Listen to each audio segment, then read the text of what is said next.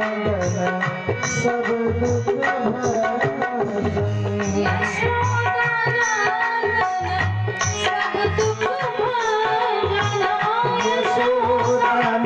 यशोदानंदन सब दुख भंजन जय गिरिवर धारी कुंज बिहारी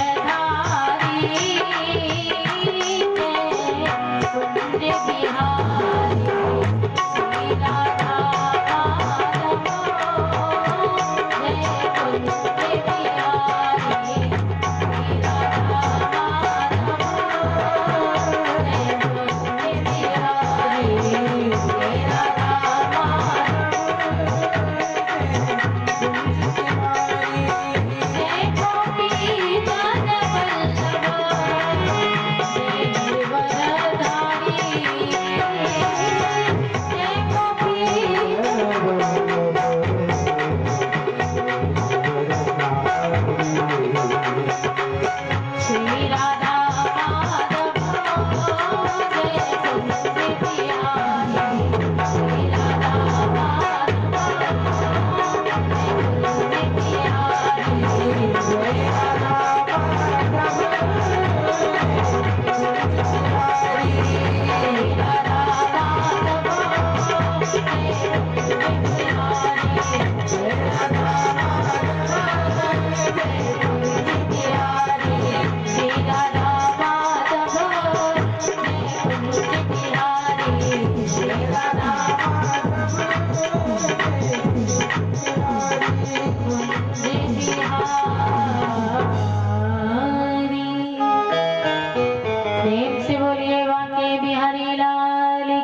जय हेलो टेबल इसका थोड़ा बढ़ाओ मीट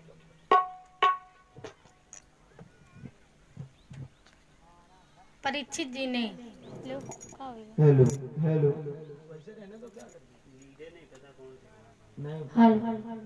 परीक्षित जी ने पुनः प्रश्न किया कि महाराज अभी तक आपने मनु महाराज के कन्याओं के वंश की कथा मुझे सुनाई, चरित्र सुनाया, लेकिन उनके दो पुत्र भी तो थे।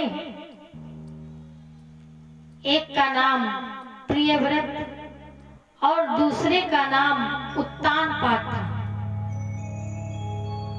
उनके वंश की कथा आपने हमें अभी नहीं सुनाई।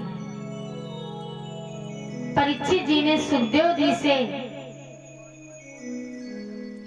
ये प्रश्न किया कि अब मुझे उनके वंश की कथा सुनाइए। अब मुझे स्वांभु मनु के पुत्रों का चरित्र सुनाइए। तब शुक्राचार्य जी बोले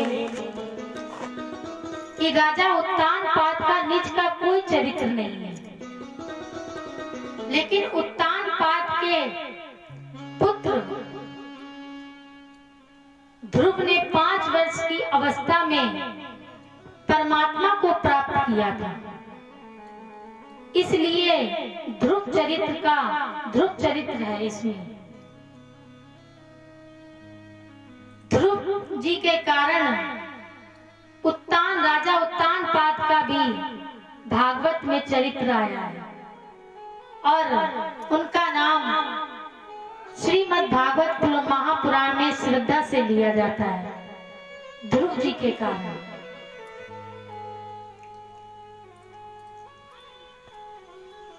जैसे मान लीजिए एक सामान्य बेटा हो,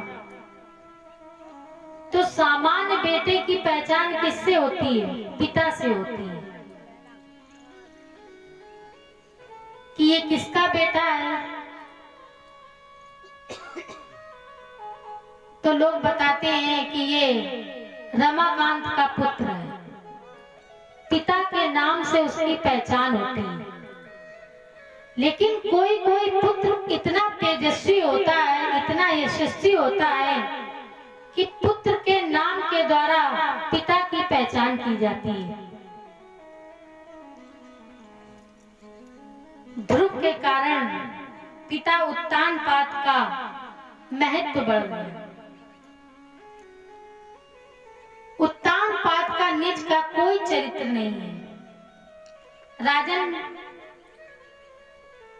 सुखदेव जी महाराज परीक्षित जी से कहते हैं कि राजन फिर भी मैं उनके वंश की कथा तुम्हें सुनाता हूँ। और इतना कह करके सुखदेव जी महाराज ने एक श्लोक परीक्षित जी को सुनाया। आइए हम लोग भी बाके बिहारी के चरणों में ये प्रथम श्लोक समर्पित करें और आज की कथा इसी श्लोक से प्रारंभ करें।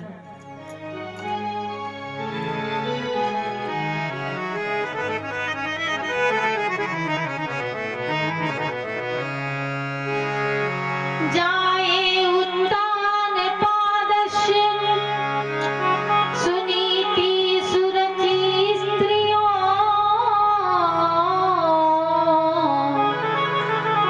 सुरुचि प्रेयसी पते यतो सुतो ध्रुवम्। महाराज उत्तानपाद की 2 पत्नियां थीं। जाए उत्तानपादस्य, उत्तानपाद की 2 पत्नियां थीं। एक का नाम सुनीति और दूसरी पत्नी का नाम सुरुचि था।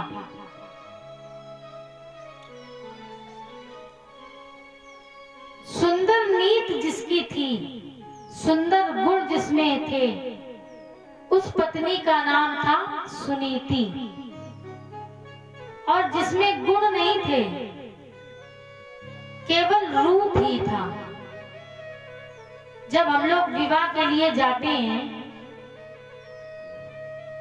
लड़की देखने, तो वहां जाकर के हम लोग क्या देखते हैं? गुण देखते हैं कि रूप देखते हैं? रूप देखते हैं। गुण तो तब पता चलते हैं जब वो घर में आ जाती है। तो सुनीति में अच्छे गुण थे, गुणवान थी, नीतिवान थी, बुद्धिमान थी। और सुरुचि केवल रूपवान थी। जो रूपवान है उसका नाम सुरुचि है, लेकिन विशेषता क्या है? सुरुचि प्रेयसी। उत्तानपाद की सुरुचि से, उत्तानपाद राजा सुरुचि से ज्यादा प्रेम करते थे, ज्यादा स्नेह करते थे। और सुनीति जो थी वह पति के अनुकूल रहती थी, पति के अनुकूल आचरण करती थी। पति को जो बात पसंद नहीं आती थी वह कभी वह कार्य नहीं करती थी। लेकिन राजा उत्तानपाद की आसक्ति जो थी वह सुरुचि में थी। राजा उत्तानपाद सुरुचि से अत्यधिक लगाव करते थे। प्रेम से बोलो राधे राधे।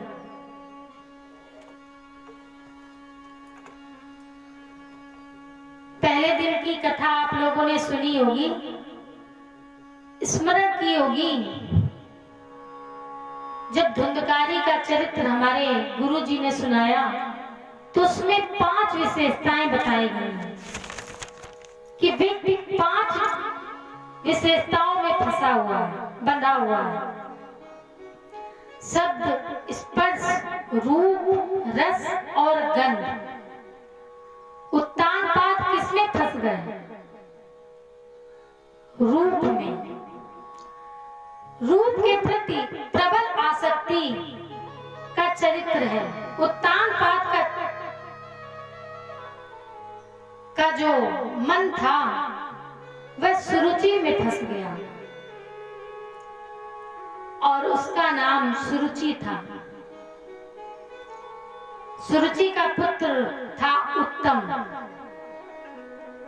और सुनीति के बेटे का नाम था ध्रुव।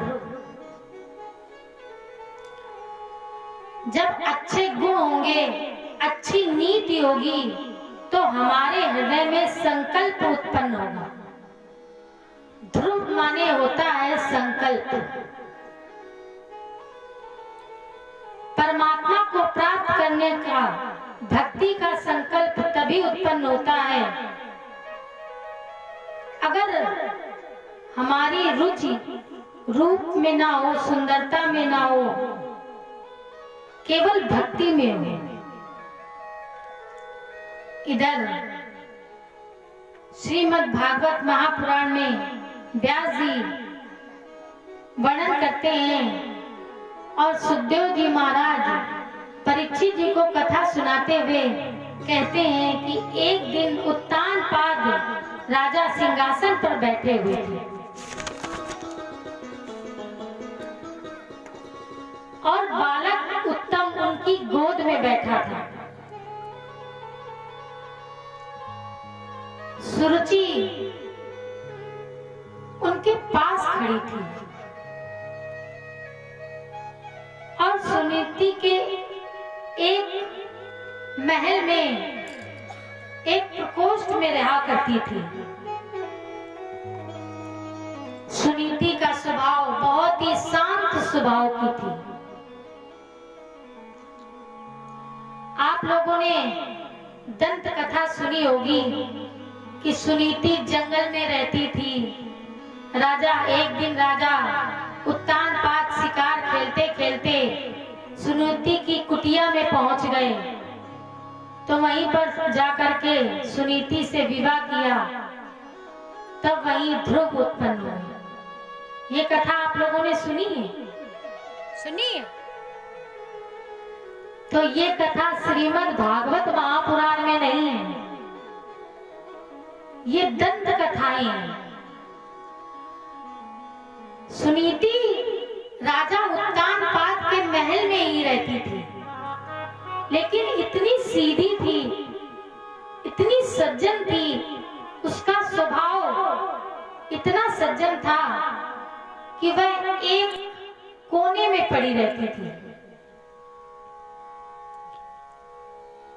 प्रेम से बोलिए राधा राधे राधे। इधर एक दिन जब उत्तानपाद महाराज सिंहासन पर बैठे हुए थे, तो उत्तम उनकी गोद में बैठे थे और सुरुचि वहीं पर खड़ी थी। और सुनीति एक कोने में पड़ी रहती थी। गुणवान व्यक्ति बहुत जल्दी खुलता नहीं है। अगर गुणवान की हम लोग पहचान करें तो गुणवान की पहचान हम लोग जल्दी नहीं कर सकते, क्योंकि जो गुणवान ज्ञानवान होगा वो कम बोलता होगा। और यदि ज्यादा चर्चा करें हमें, ये गुण तो समझना समझ में ही नहीं आता है। वो झूठी प्रशंसा प्राप्त करना चाहता था। शुकाचार्य जी कहते हैं, राजन उत्तम गोद में था और उत्तानपाद उसको प्रेम कर रहे थे, उसको खिला रहे थे, उसको स्नेह कर रहे थे, उससे प्रेम कर रहे थे।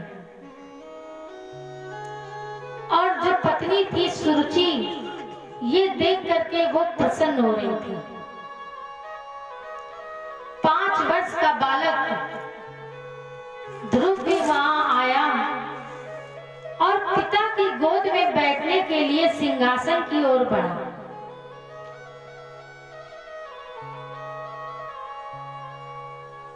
मैं एक वाक्य बोलना चाहती हूँ, कोई भी ग्रंथ किसी ग्रंथ को काटता नहीं है। रामचरितमानस में पढ़िए तो उसमें भी 2 पत्नियां हैं। उत्तानपाद जीव है और प्रत्येक जीव की 2 पत्नियां होती हैं, कुमति और सुमति। चौपाई में वर्णन है, कुमति सुमति सबके उर रहाई। और भागवत में उनको सुरुचि और सुनीति का नाम दिया गया है। सुनीति इस प्रकार से परिभाषित किया गया है, और हम तो ये कहेंगे कि आप लोगों को की भी 2 पत्नियां होनी चाहिए। भाई एक पत्नी से काम नहीं चलता है, तो सबके 2-2 पत्नियां होनी चाहिए। प्रेम से बोलो राधे राधे। और इसका हम लोगों को जबरदस्त प्रयास करना चाहिए कि हम लोगों के भी 2-2 पत्नियां हो, तब हमें दूसरी पत्नी भी मिलेगी। लेकिन इस विवाह में नोक झोंक नहीं होती है। जो पहले विवाह होता है उसमें नोक झोंक होती है। सुबह से लेकर शाम तक एक बार तो खटकनी ही है पति पत्नी में। लेकिन इस विवाह में नोक झोंक नहीं होगी और पूरा परिवार बदल जाएगा। वर्णन क्रम में आता है, सत्यम माता।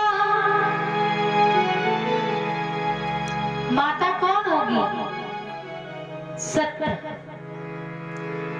पिता ज्ञानम।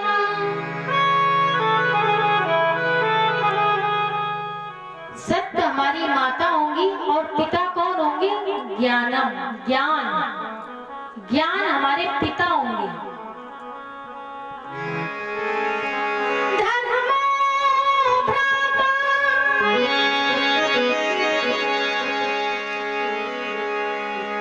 भाई नहीं, हमारे रक्त के भाई नहीं होंगे, धर्म के भाई होंगे।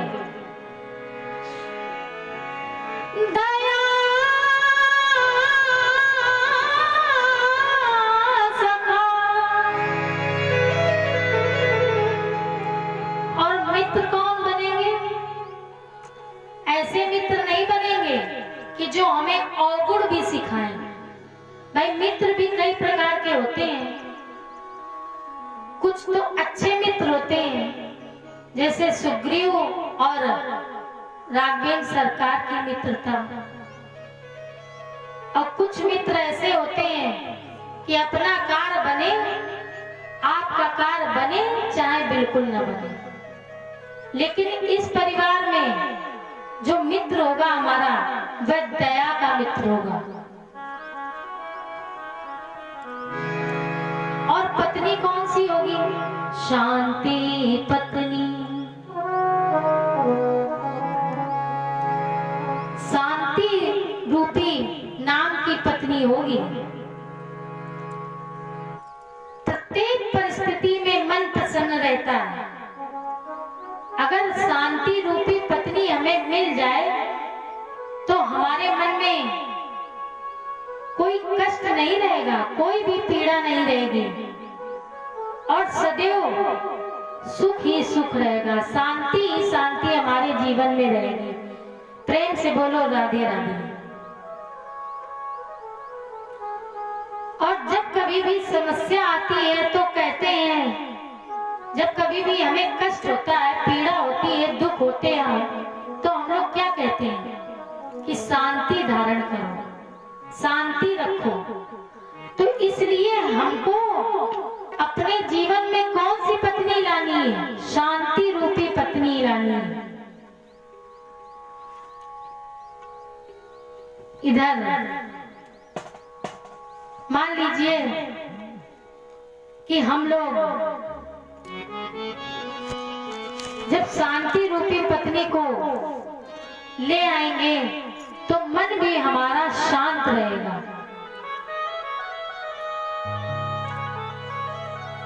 जो परम शांत रहता है, ऐसी शांति पत्नी अपने जीवन में लानी चाहिए, जो हमेशा शांत रहे। कृष्ण भगवान अर्जुन से भी कहते हैं, शांतम शाश्वत अप्रमेय मनघम निर्वाण शांति प्रदम।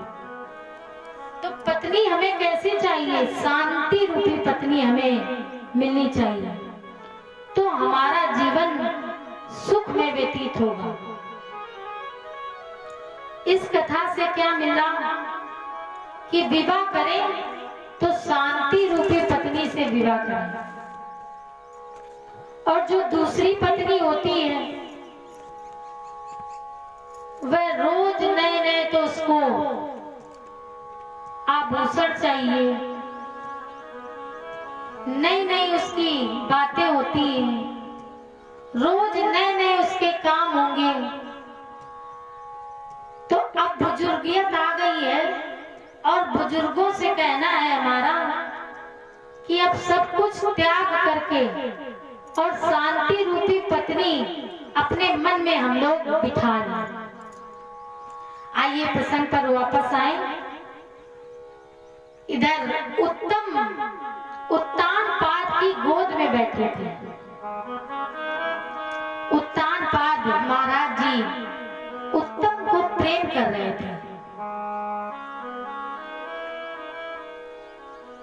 ध्रुव आया और जो ही सिंहासन की ओर बढ़े, सिंहासन की ओर चढ़ना चाहते थे, तो सुरुचि ने परीक्षित जी ध्रुव का हाथ पकड़ लिया और बड़े झटके के साथ सिंहासन से उतार दिया और बोली, ध्रुव से बोली कि तुम्हें गोद में बैठने का कोई अधिकार नहीं है। ये अधिकार तुम्हें किसने दिया? अगर पिता की गोद में बैठना है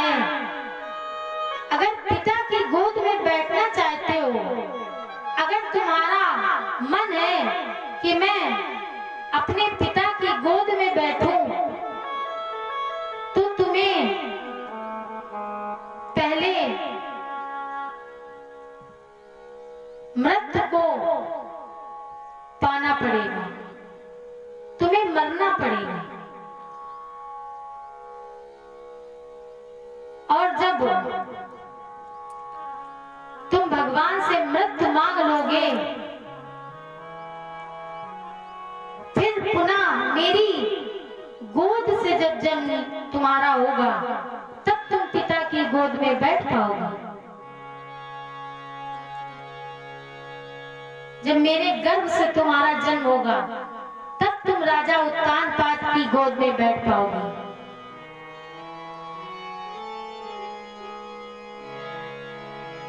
जब ध्रुव जी ने ऐसे वचन सुने, ऐसे उपदेश मैया के सुने, तो ध्रुव जी को बहुत ही कष्ट हुआ। ध्रुव जी महाराज को मैया के वचन अच्छे नहीं लगे।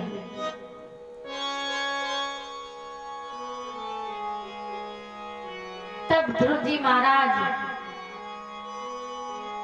ने अपना उद्देश्य रखा और बोले, मैं अपने उद्देश्य की पूर्ति जरूर करूंगा। इधर ध्रुव जी महाराज अपनी मैया सुनीति के पास पहुंचे। प्रेम से बोलो राधे राधे। ध्रुव जी तो बहुत ही सज्जन बालक थे, लेकिन इनके मन में कोई ईर्ष्या नहीं थी। लेकिन ये क्षत्रिय स्वभाव है, तो कहीं ना कहीं तो टेढ़ापन आ ही जाता है। ध्रुव जी के अंतस में, इनके हृदय में चोट लगी और अपनी मां सुनीति के महल में पहुंचे। और व्यास जी महाराज की लेखनी आगे बढ़ती है। सुखदेव जी महाराज परीक्षित जी को बताते हुए वर्णन करते हैं।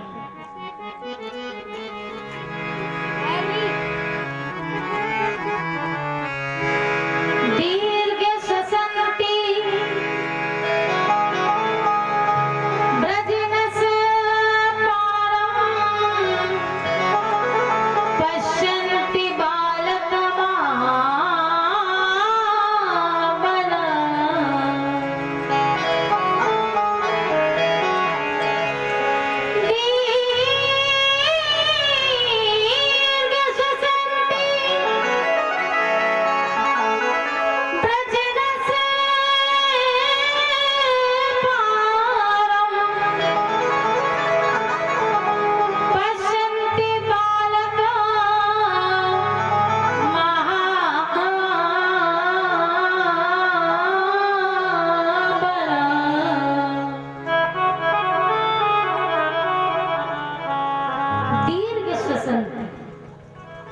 ध्रुव जी महाराज आज लंबी लंबी श्वासें ले रहे हैं। कोई अपमान कर दे, अगर मान लीजिए कोई अपमान कर दे, तो क्या हमें प्रसन्नता होगी? हमें तो क्रोध आएगा और मन में आएगा कि कैसे इसका उत्तर दें। कोई ना कोई प्रयास करे जिससे इसका उत्तर इन्हें जरूर दिया जाए। तो ध्रुव जी महाराज को क्रोध आ गया और लंबी लंबी श्वासें लेने लगे। इनकी जो गति थी वह अपने आप बढ़ने लगी और अपनी मां सुनीति के महल की ओर चले। मैया ने दूर से ही देख लिया, और माता तो ऐसी होती है कि सब कुछ जान लेती है। अगर बच्चा प्रसन्नता से आ रहा है तो मैया जान लेगी कि मेरा बालक खुश है, और अगर कहीं लड़ झगड़ करके आ रहा है तो मैया दूर से ही जान लेगी कि लड़ झगड़ करके आ रहा है। अगर पी के भी आ रहा है, मान लो मदिरा पी करके आ रहा है, तो बताने की जरूरत नहीं है, ये माता अपने पुत्र को देख करके ही जान लेगी। तो सुनीति मैया ने जो ही ध्रुव को देखा तो पहचान गई कि आज मेरे बेटे का किसी ने अपमान कर दिया। पश्यन्ति बालक महाबला, बड़े प्रेम के साथ मैया सुनीति अपने पुत्र को देख रही हैं और अपने पुत्र को गोद में ले लिया। माँ ने प्यार किया, लाड़ किया, दुलार किया, प्यार से मस्तक पर हाथ फेरा और ममता का हाथ फेरा और मैया पूछने लगी कि बेटा तुम इतने क्रोधित क्यों? ध्रुव तत्काल अपनी मैया से बोले, आइए इस प्रसंग को सुने। उसके पूर्व 2 पल हरि नाम का संकीर्तन करें।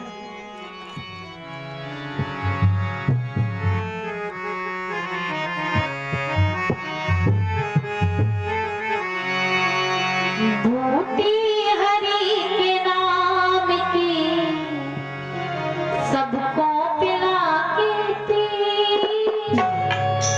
हम एक बात कहना चाहेंगे और अगर मेरी बात किसी को बुरी लगे तो भैया आप लोग हमसे बहुत बड़े हैं, हम आपसे क्षमा चाहेंगे कि कथा तो यहाँ बहुत दिनों से हो रही है, लेकिन हमें ऐसा लगता नहीं है।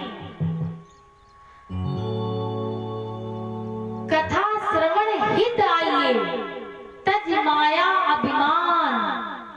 यदि आपके मन में कोई कष्ट है या कोई पीड़ा है या कोई वैमनस्यता है कि हम वहां नहीं जाएंगे, तो भगवान के दरबार में जाने के लिए ऐसा नहीं सोचते हैं।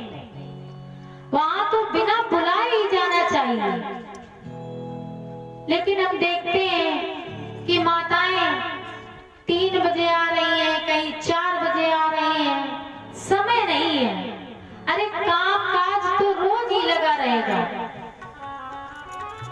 जब हमारे बहुत पुण्य होते हैं तब हमें कथा, भागवत, यज्ञ, रामचरितमानस की चर्चा सुनने को मिलती है, और नहीं तो हमने अगर पुण्य नहीं किए हैं तो हम कथा सुन नहीं सकते हैं। इसका ज्वलंत उदाहरण है मेरे पास। एक बहुत बड़े डॉक्टर हैं लखनऊ के और वह कथा कराना चाहते हैं और उन्होंने हमसे कहा कि आप मेरा पैसा ले लीजिए। हमने कहा हम पैसा नहीं लेंगे। तो बोले आप मेरी कथा कर दीजिए। तो मैंने कहा आप कथा का संकल्प लें तब मैं आपकी कथा कर दूंगी। तो उन्होंने कहा संकल्प तो लेते हैं लेकिन भगवान उनका धन स्वीकार नहीं करते हैं। तो ये हमारे पुण्य हैं पिछले जन्म के, जो हम भगवान के चरित्र अपने कानों से सुनते हैं, सुन पाते हैं। नहीं, बड़े बड़े लोगों का धन नहीं लग पाता है, कथा सुनने को नहीं मिलती है। तो कथा श्रवण हित आइए तज माया अभिमान। ज्यों ज्यों पग आगे बढ़े कोटिन यज्ञ समान। करोड़ों यज्ञों का फल प्राप्त होता है कथा सुनने में। तो आप लोग यदि मेरी आवाज सुन रहे हो तो कथा प्रांगण में पधारे। आइए 2 पल हरि नाम का संकीर्तन करें। भूति हरि के नाम की सबको पिला के पी। भूति हरि के नाम की सबको पिला के पी।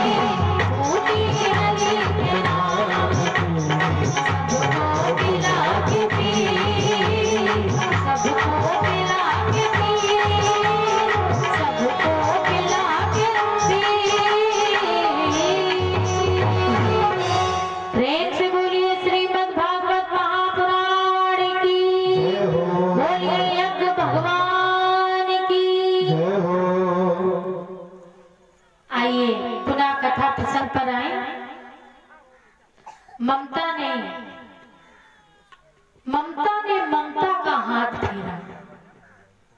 माता सुनीति ने ध्रुव जी के ऊपर ममता का हाथ फेरा। ध्रुव जी महाराज तत्काल अपनी मैया से बोले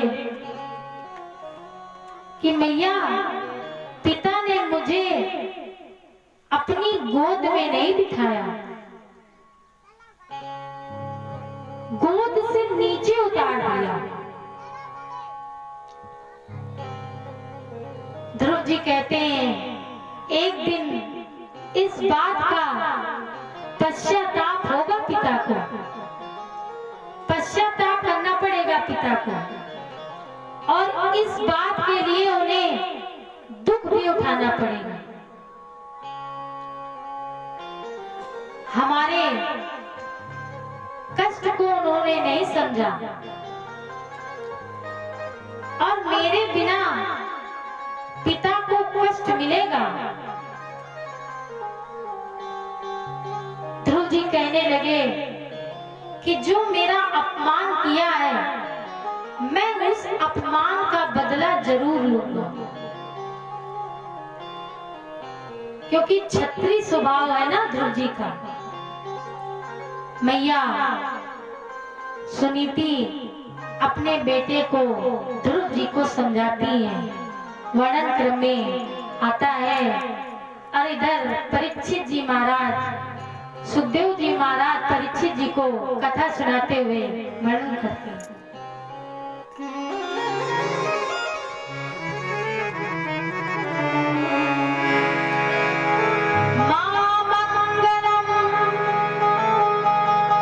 इसको अगर तोड़े तो मां मंगलम दीर्घ संधि है, आ धन आ बराबर आ।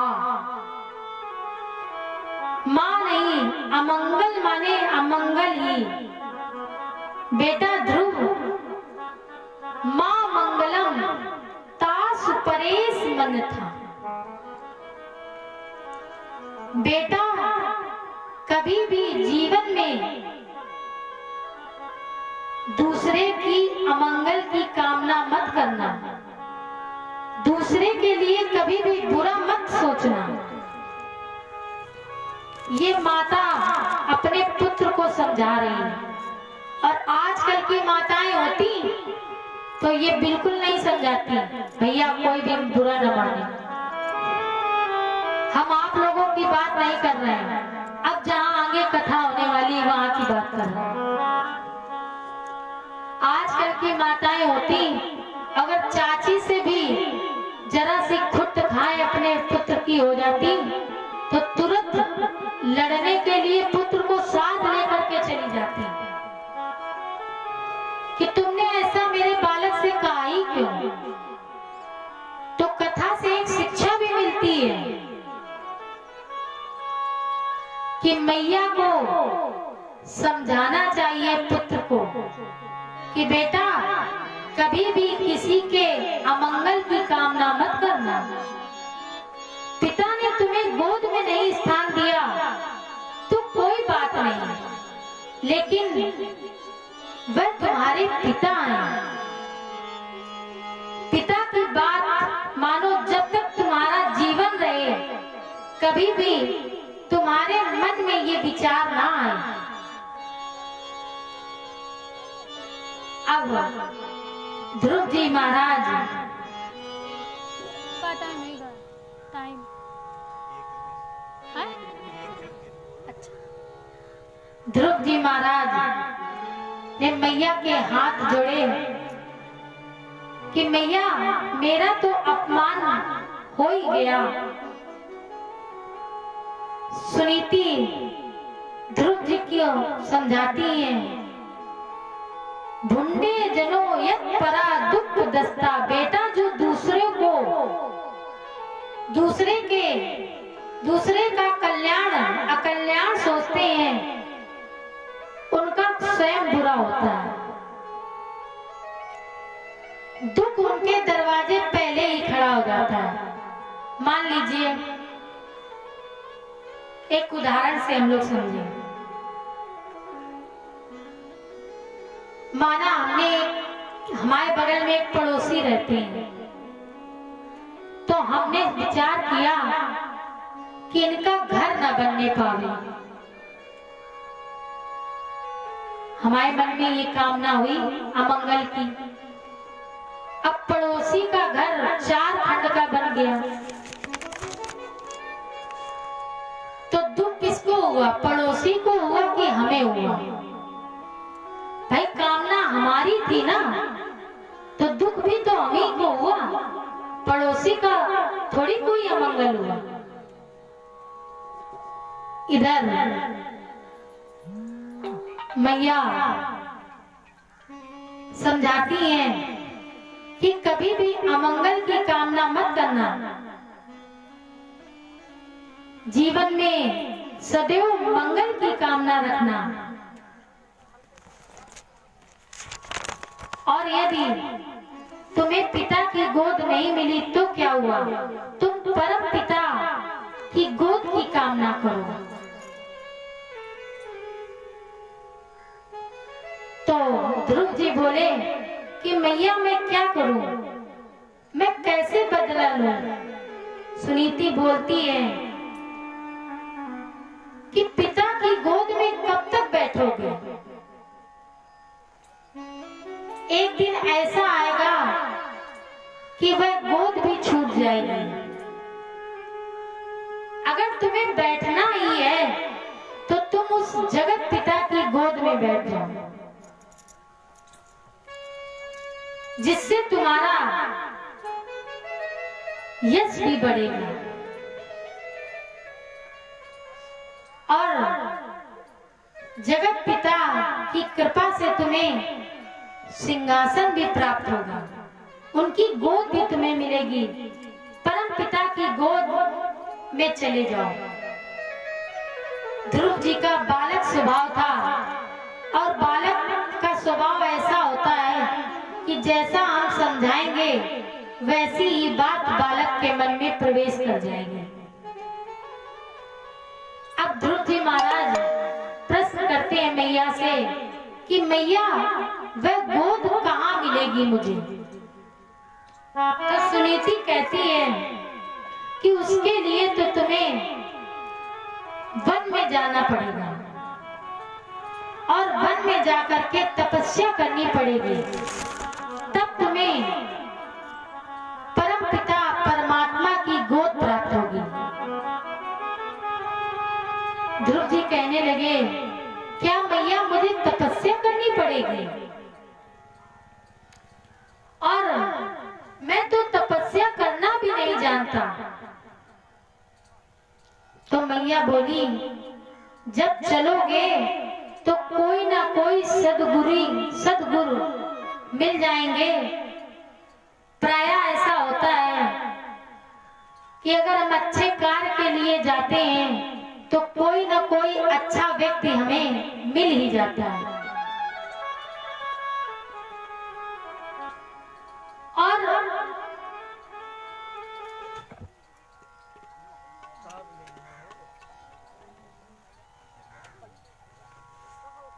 बेटा बता दी।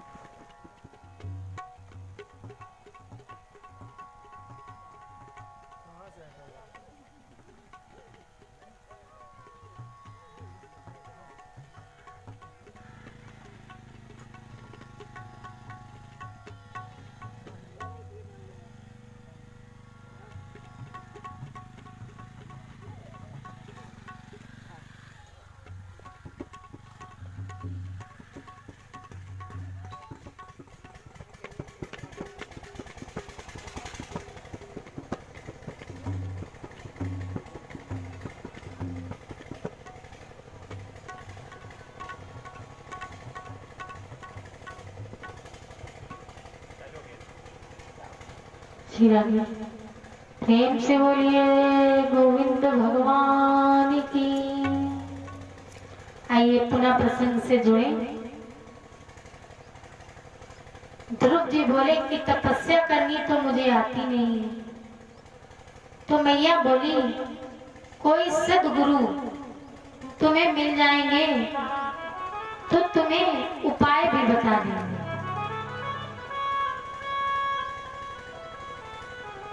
प्रायः बहुत लोग ऐसे होते हैं, बहुत बाबा भी ऐसे होते हैं कि सोचते हैं कि बुढ़ापा आएगा तब हम जाकर के तपस्या करेंगे, तब हम वृंदावन जाएंगे, वहीं रहेंगे, राधा राधा जपेंगे और बुढ़ापा अपना हम वहीं पार करेंगे। पत्नी से झगड़ा हो गया, पत्नी ने कई बार कहा कि अब शकल न दिखाना, अब मेरे घर में कभी आना नहीं। लेकिन पति जी महाराज सुबह सुन लेते हैं और शाम को प्रवेश कर लेते हैं। और जब पत्नी पूछती है कि क्यों आ गए, तो पति कहते हैं कि तुम्हारी वजह से थोड़ी आए, हम तो अपने नाती गोपाल जी की वजह से आए हैं। तो ये मुंह भी नहीं छोड़ता है। और जिसका एक पुत्र हो, प्रायः माताएं भी ऐसा ही करती हैं।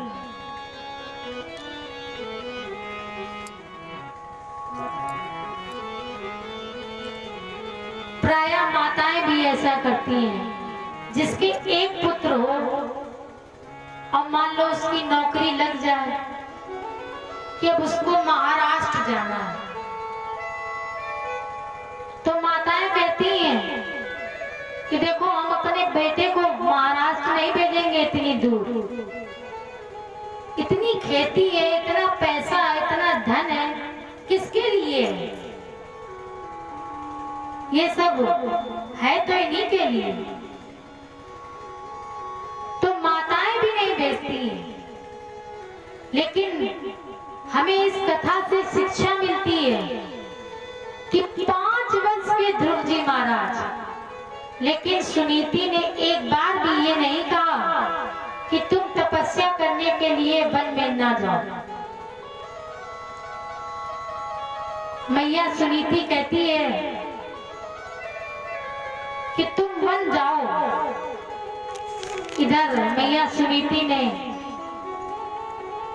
अपने पुत्र ध्रुव को ये ज्ञान दिया।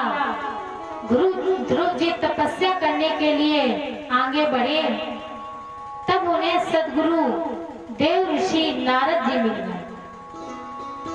सत स्वर की बीड़ा लेकर के नारद जी मिल गए।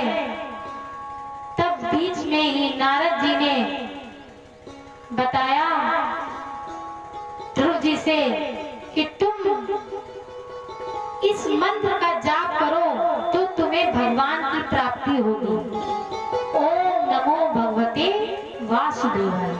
आइए हम लोग भी इस मंत्र का जाप करें तो हमारे लोगों के भी कुछ कष्ट दूर हो।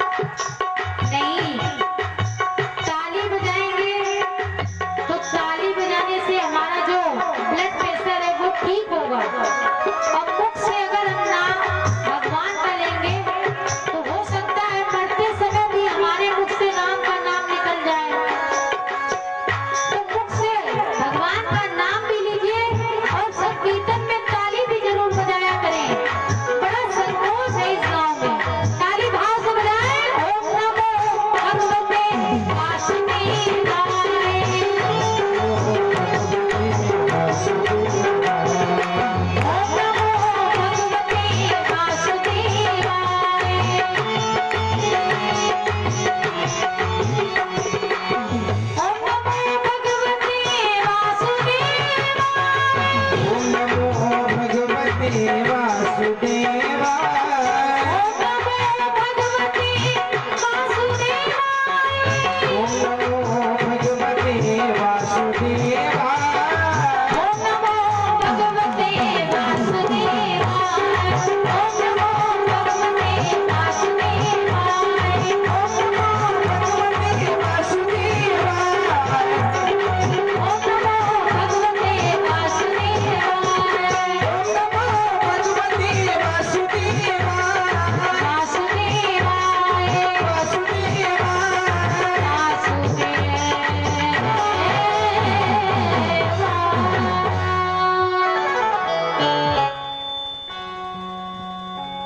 बोलिए वासुदेव भगवान की जय हो। नारद जी ने ये सुंदर मंत्र ओम नमो भगवते वासुदेवाय द्वादश अक्षर का मंत्र ध्रुव जी को दिया।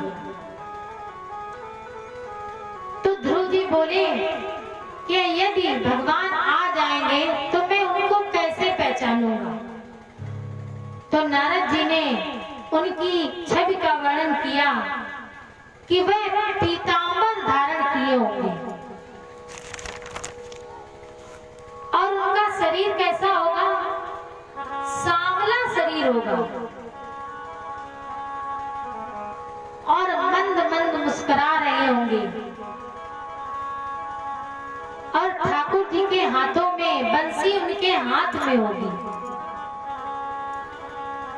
उनके कानों में मकराकृत कुंडल होंगे।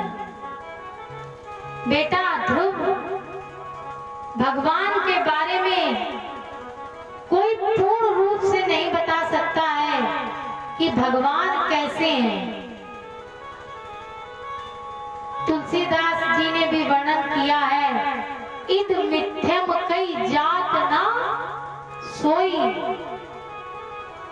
भगवान कैसे हैं इसकी व्याख्या कोई नहीं कर सकता, इसका वर्णन कोई नहीं कर सकता कि भगवान ऐसे हैं। हमारी जैसी भावना है भगवान हमें वैसे ही दिखते हैं। जाकी रही भावना जैसी प्रभु मूरत देखी तिन तैसी। अगर हमने देख लिया कि भगवान क्रोध में है तो हमें उनके क्रोधी स्वभाव का दर्शन होगा। अगर हमने देख लिया कि भगवान छोटे से गोपाल जी नन्हे से हैं तो वे कन्हैया नन्हे से हो जाते हैं। तो हम लोगों की जैसी भावना है वैसे ही भगवान हमें दिखाई पड़ेंगे।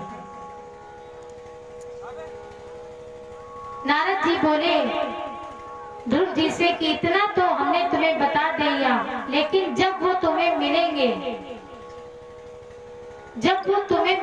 तो तुम उन्हीं के हो जाओगे। भैया जिसको भगवान मिल जाए उसको संसार का क्या ज्ञान रहेगा, जानत तुम्हें हो जाए। वो तो अगर ये जान ले कि ये भगवान है तो उसको फिर ये संसार से मोह थोड़ी रहेगा, वो तो भगवान का हो जाएगा। जब तो समझ जाना कि यही परम पिता परमात्मा है। इधर ध्रुव जी को नारद जी ने ये सब बात बताई। सदगुरु नारद जी को ध्रुव जी ने प्रणाम किया। लेकिन आजकल गुरु भी लोग बदल लेते हैं। अब कैसे बदलते हैं? मान लीजिए हमने किसी को गुरु बनाया,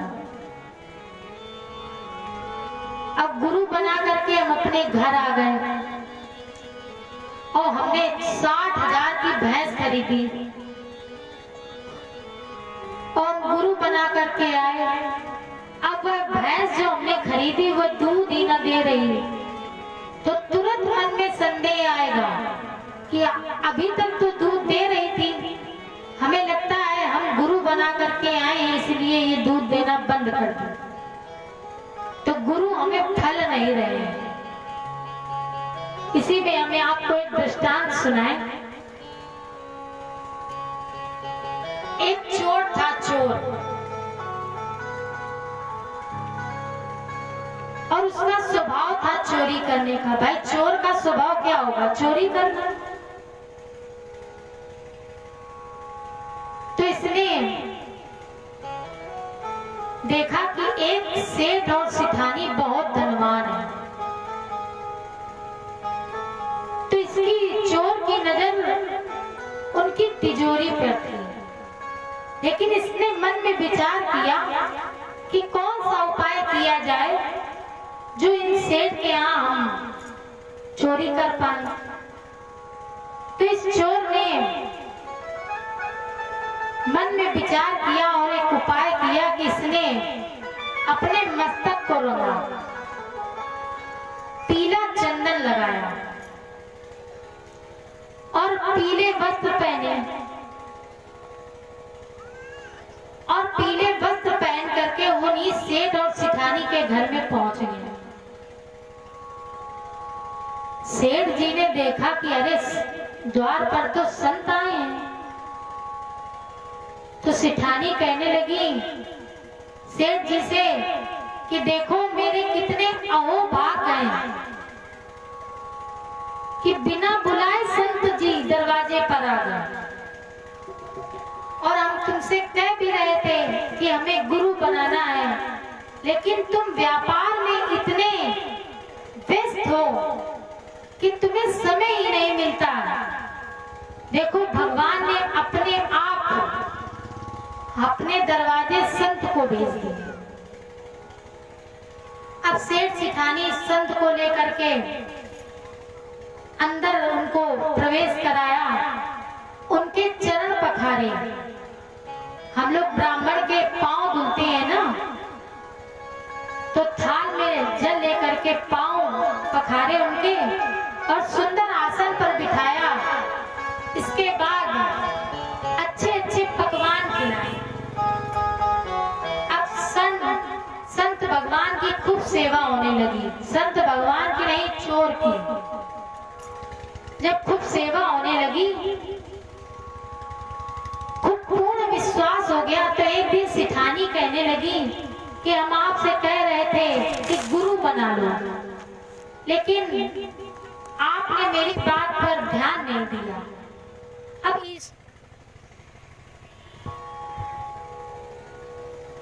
ईश्वर की ऐसी कृपा हुई है, अनुकंपा हुई है कि हमारे द्वार पर स्वयं संत भगवान आ गए हैं।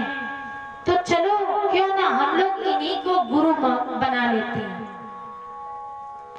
सेठ जी ने भी विचार किया कि बात तो सिखाई सही कह रहे हैं कि कहीं जाना भी नहीं पड़ेगा और घर ही में गुरु आ गए हैं। अब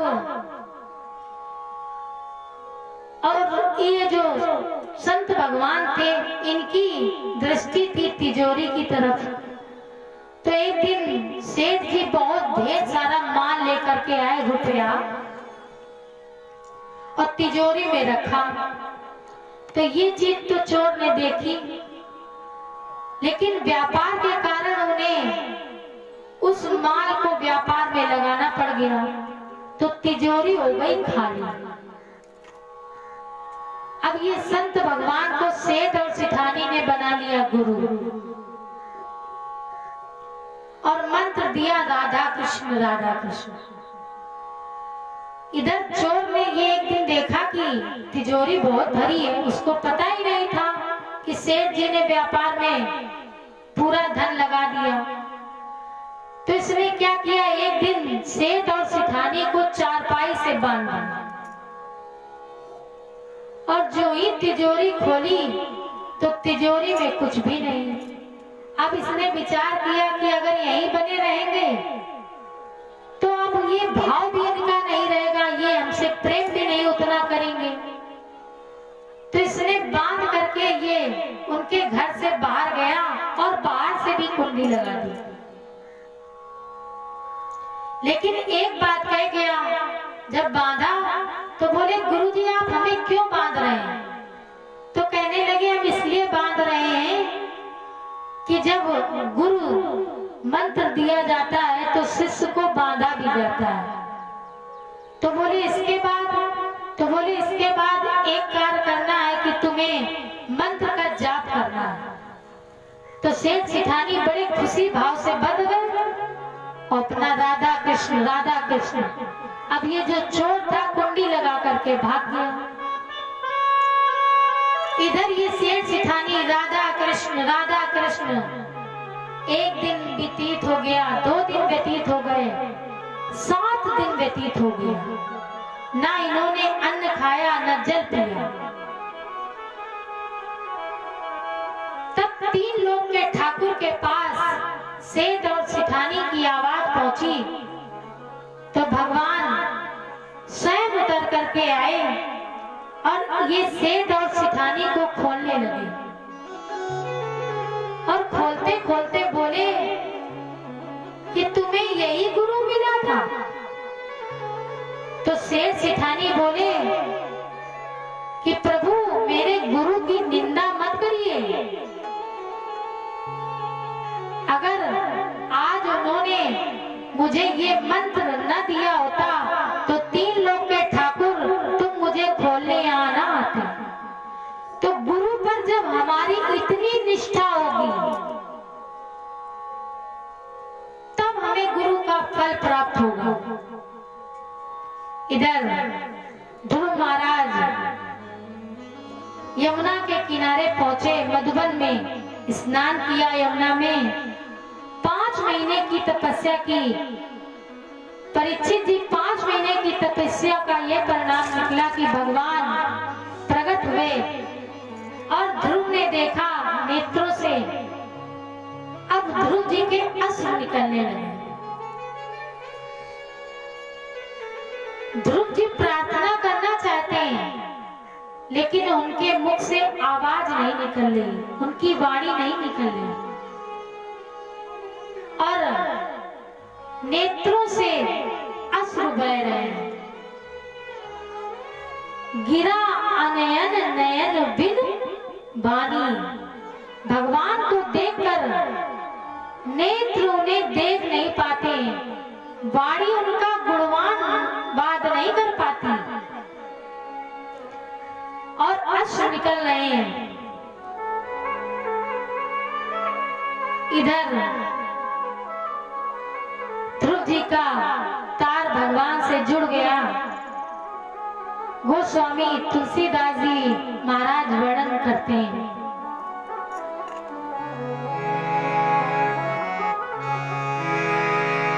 मम गुण गावत पुलक शरीरा, जय सिया रामा जय सिया राम।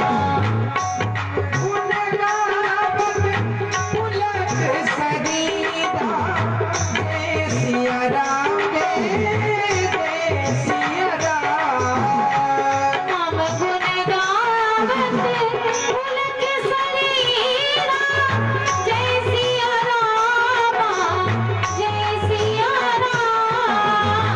मम गुण गावत पुलक शरीरा, जय सिया राम जय सिया राम। गद गद गिरा, गद गद गिरा, गद गद गिरा, नयन बहनीरा, जय सिया राम जय सिया राम। गद गद गिरा नयन बहनीरा, जय सिया राम जय सिया राम। गद गद गिरा नयन बहनीरा, जय सिया राम जय सिया राम। गद गद गिरा, गद गद गिरा, गद गद गिरा, नयन बहनीरा, जय सिया राम जय सिया राम। प्रभु जान गए कि मेरा भक्त मेरी प्रार्थना करना चाहता है।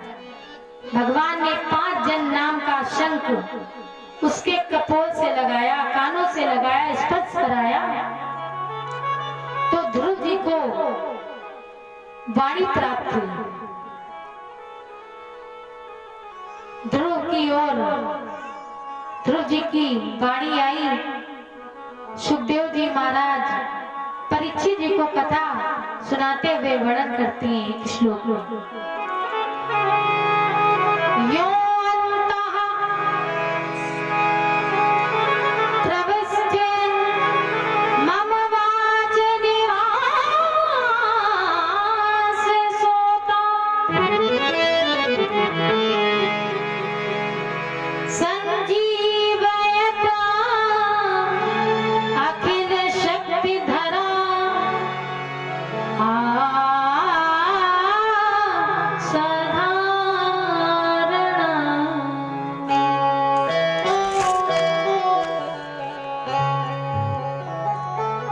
ये अंतः प्रभु तुम्हारी शक्ति में अंत प्रविष्ट है।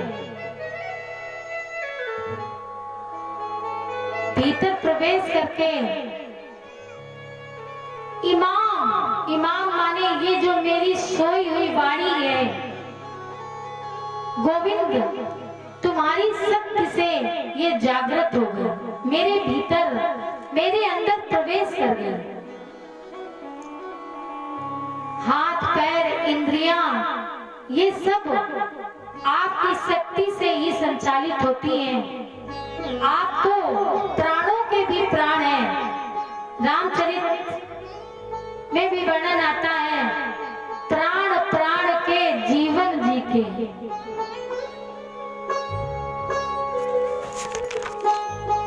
प्राणों के भी प्राण हैं। तो हे प्रभु, हे मेरे प्राणों के आधार, प्राण स्वरूप परमात्मा, मैं तुम्हें बड़ी ही आस्था, बड़ी ही श्रद्धा के साथ प्रणाम करती हूँ। बोलिए गोविंद भगवान की जय हो। इधर भगवान की तपस्या की ध्रुव जी ने, तो तपस्या का परिणाम यह निकला कि आज नारद जी उधर उत्तान पाद के पास पहुंच गए। अब देखिए, हम कथा क्रम को बढ़ा रहे हैं क्योंकि हमारे व्यास जी महाराज भी आ चुके हैं और वह आपको आगे का प्रसंग सुनाएंगे। उत्तान पाद के पास पहुंचे और उत्तान पाद ने नारद जी को पूरी कथा सुनाई। तदोपरांत आज ध्रुव जी की अगवानी करने के लिए सुनीति और सुरुचि एक ही रथ में बैठकर, एक ही पालकी में बैठ करके उनका स्वागत करने के लिए ध्रुव जी का पहुंची। तदोपरांत देखिए, आदमी जब तक बढ़ता नहीं है, मान लीजिए हम कोई कार्य करें और उसमें हमारा पतन हो जाए तो हमें कोई नहीं पूछेगा। मान लीजिए गांव का कोई भी बालक हो और पढ़ने में बहुत होशियार हो और वो फेल हो जाए तो उसको कोई नहीं पूछेगा। और अगर ये बालक कोई गांव का हो और वो डीएम बन जाए तो गांव के जितने लोग होंगे सब लोग अपना अपना परिचय बताएंगे कि वो मेरा भतीजा है, हम उसके चाचा लगते हैं। तो आज प्रभु की ऐसी महिमा हुई कि जब ध्रुव जी तपस्या करके लौटे तो सभी ने उनका स्वागत किया। इधर ध्रुव जी ने उत्तान पाद में ध्रुव जी को राजा बनाया और ध्रुव जी का विवाह हुआ। इसके बाद ध्रुव जी महाराज को लेने पार्षद लोग आए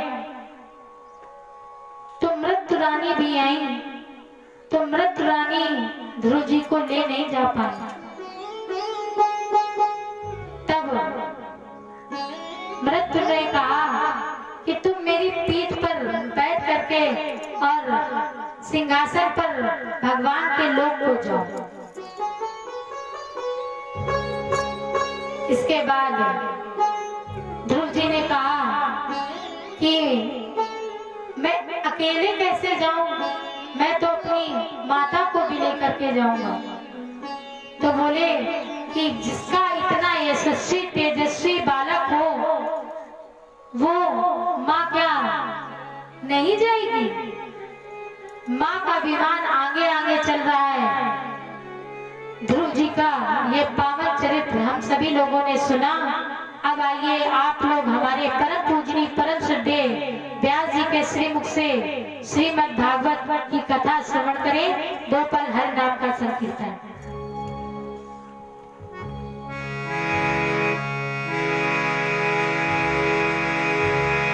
हरे रामा हरे रामा राम रामा हरे हरे, हरे रामा हरे हरे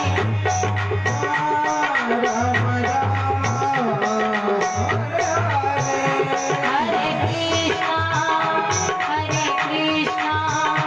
कृष्णा कृष्णा हरे हरे, हरे देखिए भगवान ने सबको हाथ दिए हैं, भाई आप लोग इनका उपयोग करें। ताली बजाएं सभी लोग। हरे रामा राम रामा हरे हरे, हरे हरे कृष्णा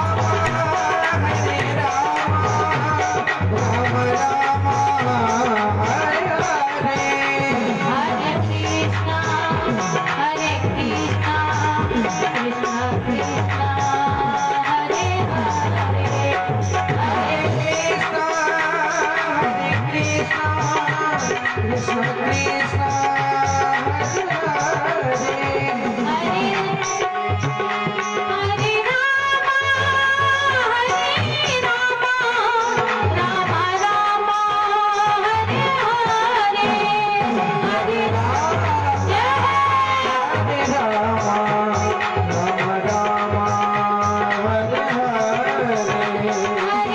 कृष्णा कृष्णा कृष्णा हरे हरे,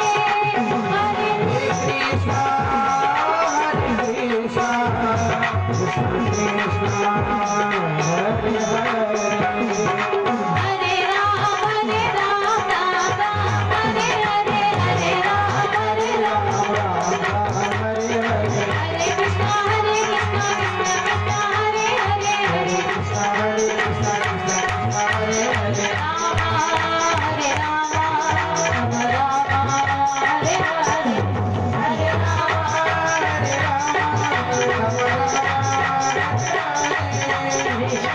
कृष्णा हरे हरे। प्रेम से बोलिए श्रीमद् भागवत महापुराण की। यज्ञ